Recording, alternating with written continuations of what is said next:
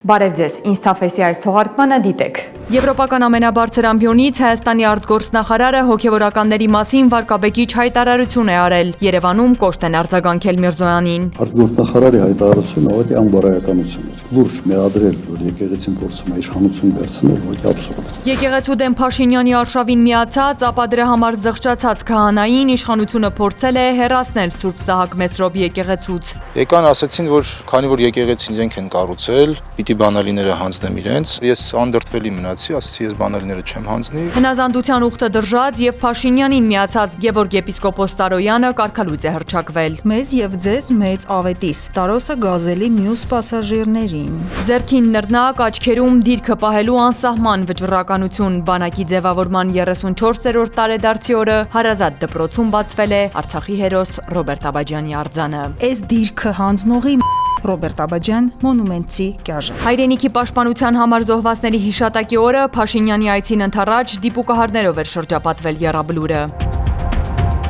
Լույսը դեռ չբացված զոհվածների ծնողները գնացել էին զինվորական Պանթեոն, որ Փաշինյանը չմոտենա իրենց որդիների շիրիմներին։ Թող չպակցեն իմ տղայի շիրիմը։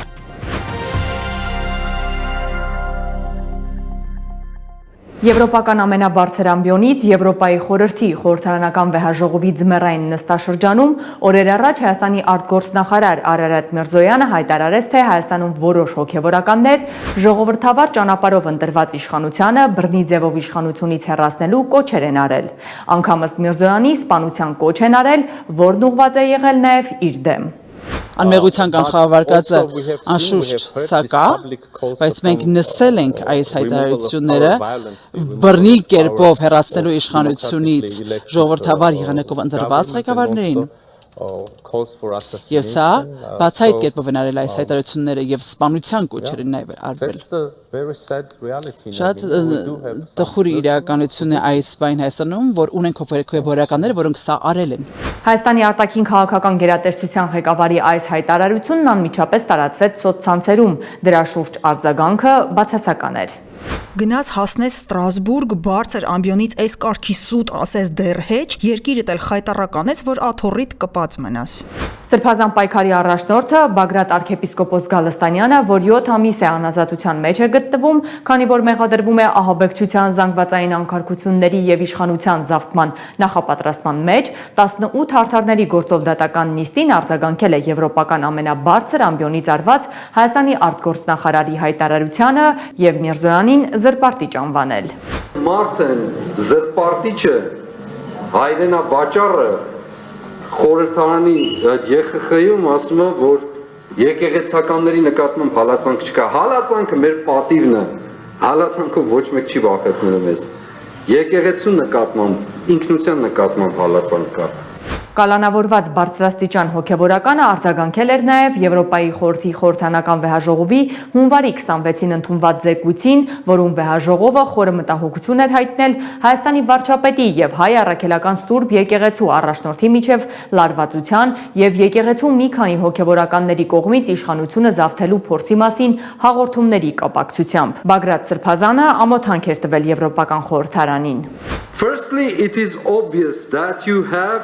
not done any impartial monitoring. Նախ ակնհայտ է, որ դուք աննաչառ մոնիտորինգ չեք իրականացրել կամ առնվազն ոչ ոք չի կապվել ոչ ինձ հետ, ոչ էլ այն հոգևորականների, որոնք անարդարացիորեն մեղադրվում են դրա մեջ։ Երկրորդ, դուք եւս մեկ անգամ ապացուցեցիք, որ ոչ այլ ինչ եք, քան պարզ երկերեսանիկ եւ ձեր արյունոտ, կեղտոտ աշխարհակաղակական շահերն ու օրակարգն եք առաջ մղում ձեր կեղծ եւ ինքնանպատակ ժողովրդավարության դրոշի ներքո։ Եվրոպական ամբիոնից արված Արարատ Միրզոյանի հայտարարությունը կոշտ ձևակերպմամբ մեկնաբանեց նաև Հայաստանի երկրորդ նախագահը, անդրադառնալով եկեղեցու դեմ Փաշինյանի նախաձեռնած արշավին։ Արտգործնախարարի հայտարարությունը ոչ անբարոյականություն էր։ Սենց լուրջ մեղադրել եկեղեցին, որ եկեղեցին փորձում է իշխանություն վերցնել, ոչ աբսուրդ։ Իշխանությունն է արձակվել եկեղեցու վրա։ Ստրասբուրգում անցկացվող Եվրոպայի խորհրդի խորհրդանական վեհաժողովի ձմեռային նստաշրջանում Հայաստանի արտգործնախարարը եկեղեցու մասին ելույթ էր ունեցել, պատասխանելով եվրոպացի падգամավորի հայ առաքելական Սուրբ եկեղեցու գործերին Հայաստանի իշխանության միջամտության եւ հոգեվորականների կալանավորումների վերաբերյալ հարցերին։ Սա միթե խախտում չէ ժողովրդավարական կրոնական ազատությունների իրավունքների եւ խոսքի ազատության իրավունքի։ Հակաեկեղեցական արշավ սկսած Փաշինյանի արտգործնախարարը բամբասանք էր որակել եվրոպացի падգամավորի այս հարցը եւ ընդգծել, թե Հայաստանում հոգեվորականների նկատմամբ հալածանք չկա։ Ցավոք պետք է ասեմ, որ լիովին անհամաձայն եմ ձեր որոշ որակավորումների հետ, ցավոք սրտի ցավում եմ, որ ձեր տեղեկատվությունը ամբողջապես ճշմարիտ չէ։ Ամենակիչը, որ կարող եմ ասել։ Հալածանք չկա հոգեվորականների Հայաստանում։ Հոգեվորականների նկատմամբ հետապնդում չլինելու մասին Միրզոյանը եվրոպական ամբիոնից պնդում էր այն դեպքում, երբ Փաշինյանի 7-ամսյա հակաեկեղեցական արշավի ընթացքում Հայաստանում կալանավորվել է առնվազն 5 հոգեվորական, իսկ Փաշինյանն էլ պետական ապարատի միջոցով ճնշումներ գործադրելով տարբեր հոգեվորականների վրա փորձում է իր դաշտ բերել նրանց, որ կաթողիկոսի դեմ դուրս գան, որը նրան բարեբախտաբար չի հաջողվում, բայց դրա մասին վայրկյաններ անց։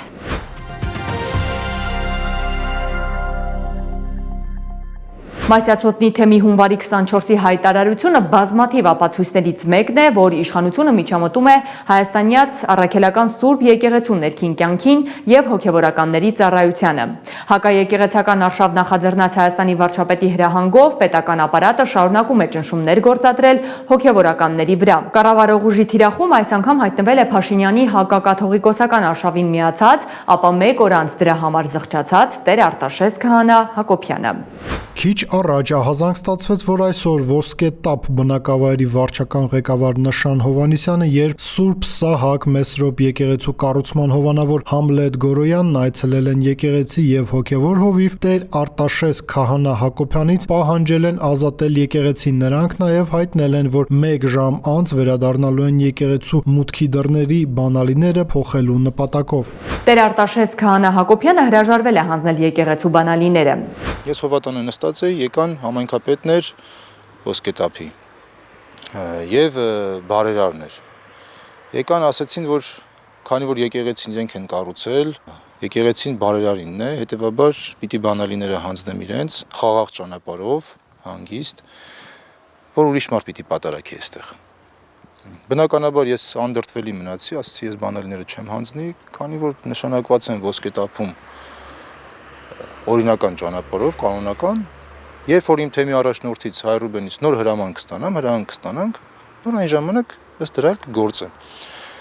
Այսպես արդեն տոնը որ բարձրացավ, Սարգսակին խնդրեցի, որ տեսաձայնագրի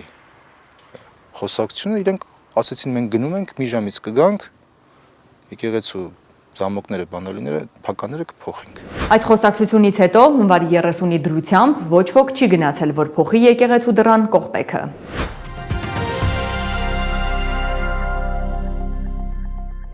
Այս շաբաթ ամենայն հայոց կաթողիկոսի տնօրինությամբ կարգալույց հռչակվեց Մասյացոտնի թեմի նախկին առաջնորդ Գևորգ եպիսկոպոս Սարոյանը, որը վարչապետի հակաեկեղեցական արշավի սկզբում պաշտպանում էր կաթողիկոսին, իսկ վերջին 2 ամսվա ընթացքում միացել է Փաշինյանին ու ճակերտավոր ասած դարձել եկեղեցու բարենորոգման ջատագով։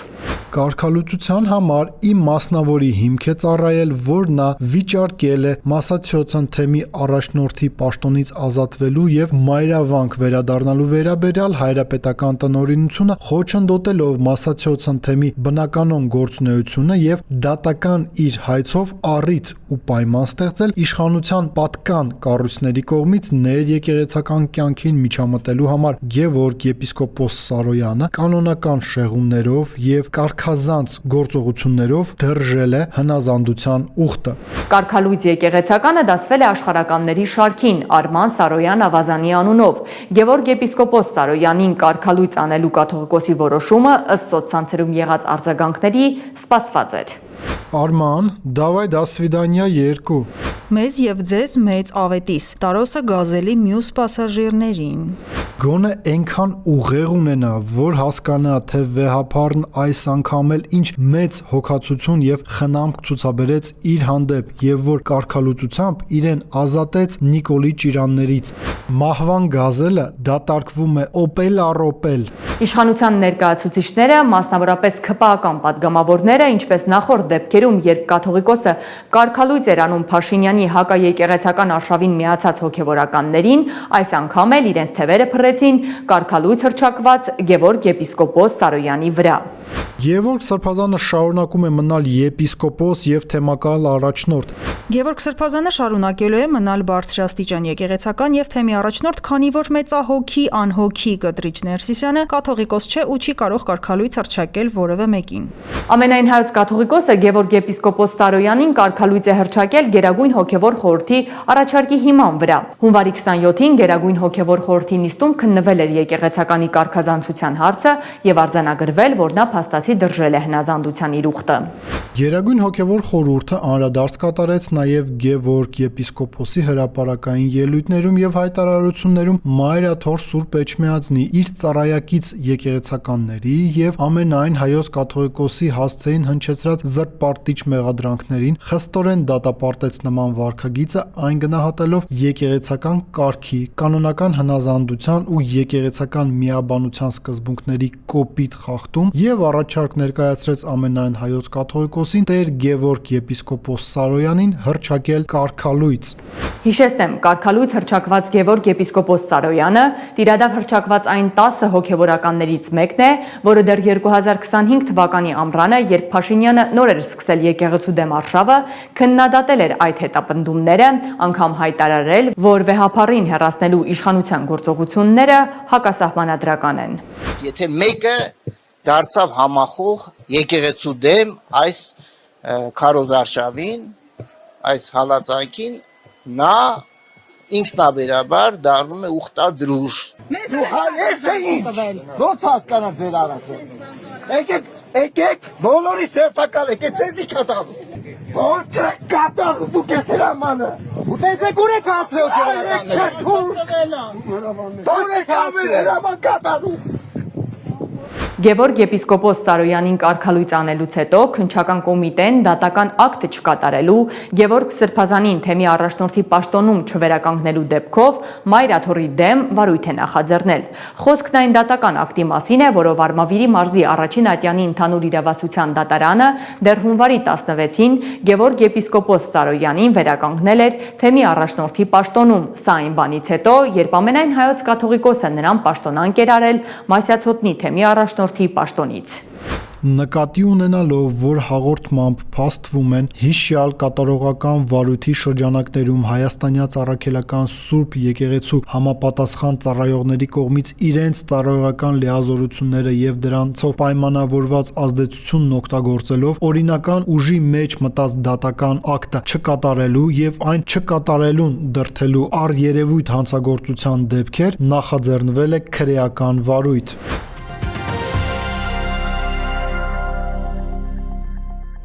Երևանի 147-րդ դպրոցում հունվարի 28-ին հայոց բանակի ձևավորման 34-րդ տարեդարձի օրը բացվեց Արցախի հերոս Ռոբերտ Աբաջյանի արձանը։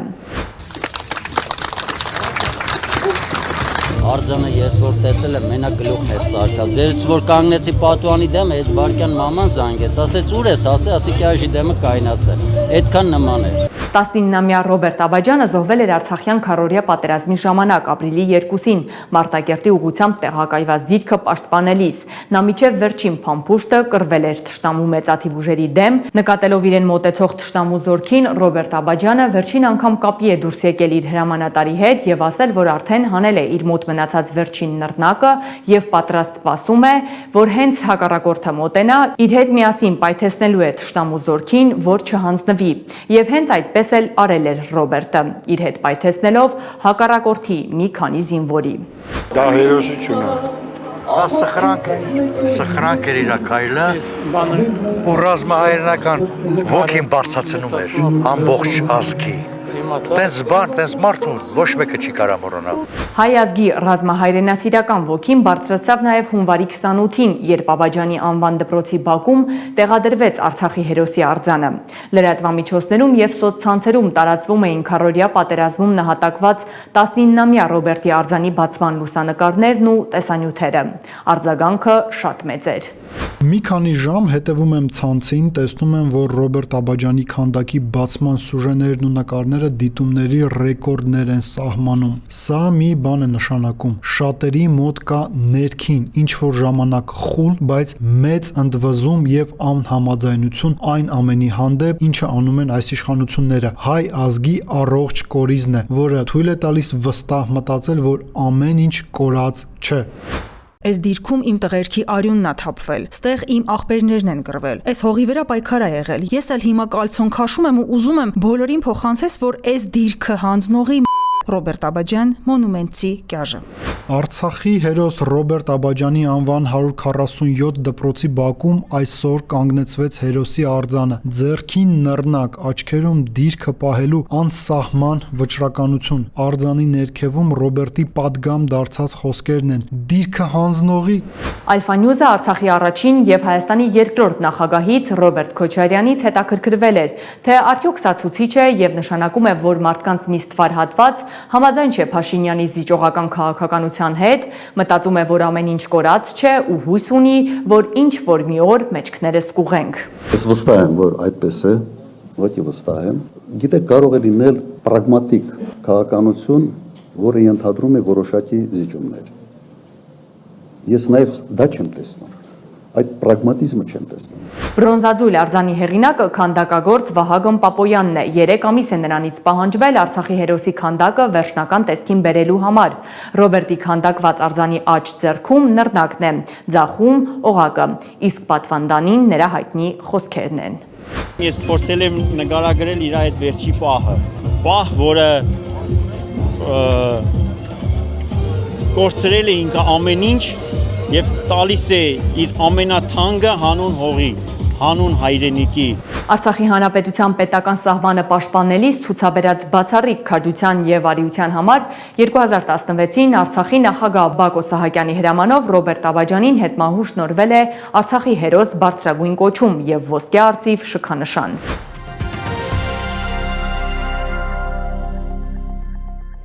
Բանակի կազմավորման 34-րդ տարեդարձի օրը հունվարի 28-ին պետական վերնախավը չայցելեց Եռաբլուր զինվորական պանթեոն։ Վարչապետը միայն շնորհավորական ուղերձ էր հղել, որում խոսել էր բանակի իր ձևակերպման բարեփոխումների մասին։ Շատ չծավալվելով Փաշինյանը նշել էր, որ այնինչ բանակում իրականացվել է վերջին տարիներին, անկյունակար է մեր պետության հարատևության, անկախության, ինքնիշխանության, տարածքային ամբողջականության և սահմանների անձեռնմխելիության համար։ Միևնույն ժամանակ այս տողերից հետո Փաշինյանը պնդել էր պատերազմ չի լինելու։ Մենք պատերազմի չենք պատրաստում, որովհետև պատերազմ չի լինելու։ Հայաստանի Հանրապետության և Ադրբեջանի Հանրապետության միջև խաղաղություն է հաստատվել և խաղաղությունից ավելի հուսալի անվտանգության երաշխիք չկա։ Նիկոլ Փաշինյանը եռաբլուր գնացել էր բանակի օրվա նախօրեին, հունվարի 27-ին, որը բառացիորեն մեկ շաբաթ առաջ է ազգային ժողովի որոշմամբ սահմանվել հայրենիքի սահմանների պաշտպանության համար զոհվածների հիշատակի օր։ Այս որոշումը խորհրդարանում անցկացրել էր կառավարող ուժը, բայց սա էլ քննադատության էր արժանացել։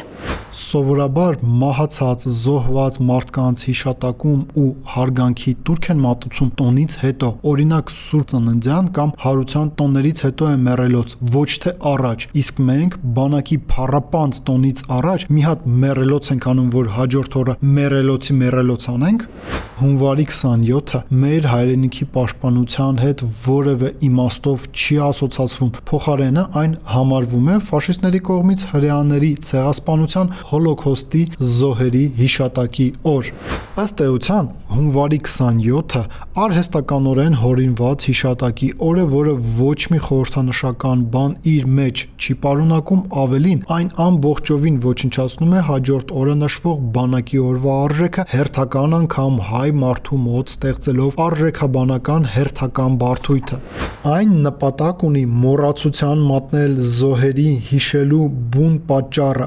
ազատագրական եւ պաշտպանական պայքարը հանուն Արցախի։ Հետևաբար նման անհեթեթ որոշումը, ինչքան էլ որ տարօրինակ լինի, հիմնավորված է հայ ժողովրդի հիշողության դեֆորմացիայի համար։ Որ Նիկոլ Փաշինյանը, իր կաբինետի անդամները եւ իշխող ուժի պատգամավորները գնան եռաբլուր, ոստիկանությունը եւ պետական պահպանության ծառայությունը ուժեղացված ծառայություն էին իրականացրել։ Արցախյան 44-օրյա պատերազմից հետո այս 5 տարիների ընթացքում լրագրողներին միշտ արգելվել է լուսաբանել Փաշինյանի այցը եռաբլուր։ Այս անգամն էլ բացառություն չէր, բայց մեր գործընկերները արձանագրել էին, թե ինչպես են դիպուկահարները տեղակայվում եռաբլուրում մինչև Փաշինյանի այցը։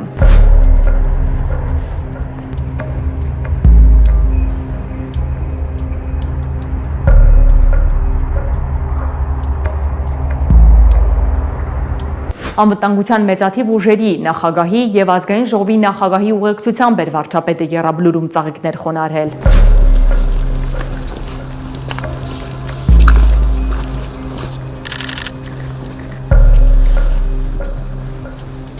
44-օրյա պատերազմում Արցախի հանրապետությանը մատուցած բացառիկ ծառայությունների, ցուցաբերած քաջության եւ անձնական արիության համար հետմահու Արցախի հերոսի կոչում ստացած Դավիթ Արուշանյանի մայրը Տիկին Լիդան, որ իր որդու մահվան մեջ մեղադրում է այս իշխանությանը, Facebook-ի իր էջում գրել էր. Իշխանական լրատվամիջոցներով, ֆեյքերով, իրական դեմքերով զոհվածների մայրերին ու հայրերին հայհոյելուց, ծախված անվանելուց, բանտեր նետելուց ու բանտում խոշտանգելուց չէին հիշում, որ հայրենիքի համար զոհվածների հիշատակ հարգել կա։ Ու մեկ էլ 6 տարի անց հիշեցին, կոստյումը հագան, ծաղիկը վերցրեցին, լուրջ ու խորիմաստ, բայց իրականում դատարկ դեմքով գնացին, սկսեցին աջ ու ձախ խոնարհվել, ծաղիկներ շարել։ Ու մինչ Փաշինյանը վախեցած կգնար եւ ծաղիկներ կխոնարհեր զինվորական պանթեոնում, 44-օրյա պատերազմում զոհված տղաների ծնողները լույսը չբացված գնացել էին եռաբլուր, որ թույլ չտան Փաշինյանը մոտենա իրենց որդիների շիրիմներին։ Ես չեմ ուզում, որ ինքը մոտենա իմ տղայի շիրիմին, որտեղ ասենք մեր տղերքը ուրիշ գաղափարի տեր են եղել, բոլորս էլ նորություն չգիտենք ինչի համար են գնացել, կյանքները ինչի համար են տվել։ ՏՊ-ականներին է վերաբերվում։ Հանձինս իրանց գերագույն է վարչապետի գլխավորությամբ։ Որևէ մեկը չհամարձակվի առանց իմ թույլտվությամբ ոտք դնի այս տղայի շիրիմին ու առավել եւս փորձի ծաղիկ դնելու։ Թող չպակցեն իմ տղայի շիրիմը։ Սեպտեմբերի 27 գոհություն մեր համար։ Ինչ սեպտեմբերի 27-ը ոչ մի բան չի ընդունվում պետական մակարդակով։ Ինչի թողում ադրբեջանցին։ Կառավարության հրապարակած կադրերում երևում է, որ Նիկոլ Փաշինյանը ծաղիկներ է խոնարհել միայն Հայաստանի ազգային հերոս Վազգեն Սարգսյանի, զորավար Անդրանիկ Օզանյանի շիրիմներին եւ ծաղկեպսակ դրել զոհված ազատամարտիկների հիշատակը հավերժացնող հուշահամալիրին։ Ինստաֆեսի այս թողարկման համար առանձնացրել էինք այսքանը։ Շնորհակալություն։